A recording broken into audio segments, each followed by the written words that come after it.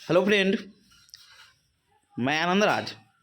आप सब देखिए, बीपीएससी का जो TRE 2 का जो सप्लीमेंट्री रिजल्ट आने वाला था, बोला गया था 13 के बाद आएगा। तो देखिए बीच में के पाठक सर भी मतलब चले गए थे, अब फिर ज्वाइन किए हैं।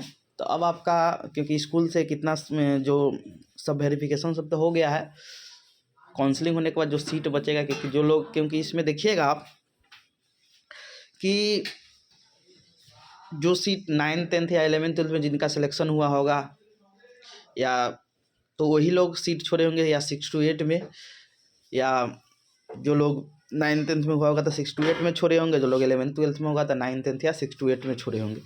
अब देखिए इसमें भी देखिएगा तो अब ज़्यादा तो क्योंकि आप देखिएगा ज़्यादा 11th 12th में बहाली हुआ है।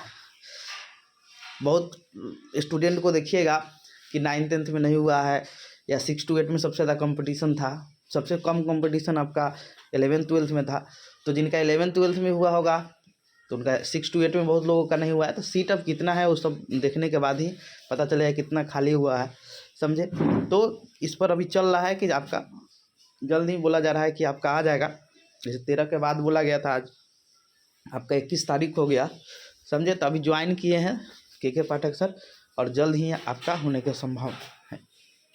और कितना कट ऑफ जा गिर सकता है तो देखिए डिपेंड करता है कि किस कैटेगरी वाइज भी होता है, कि अब जिस कैटेगरी में जितना आप तो इसमें बता नहीं सकते 1 नंबर 2 नंबर, समझे। 1 नंबर वाले जो भी लोग होंगे, समझे, 1 नंबर तक या 2 नंबर वाले वो लोग इसमें आ जाएंगे।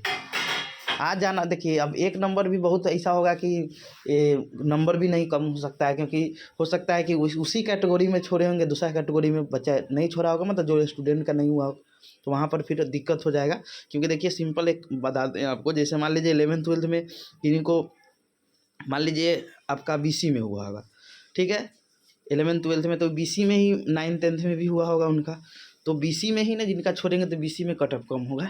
या मान लीजिए किसी का SC में होगा या ST में छोड़ेंगे तो वो लोग इधर उनका इसी कैटेगरी में हुआ होगा।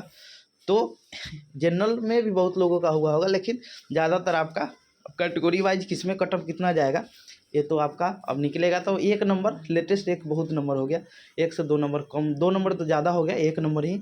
या सेम पर भी डेट ऑफ बर्थ हो गया, फिर आपका जो 80 नंबर का मार्क है उसमें भी देखने के कारण आपको मिलेगा कि उसमें भी अंतर के कारण उसमें भी आपका सेम रह सकता है।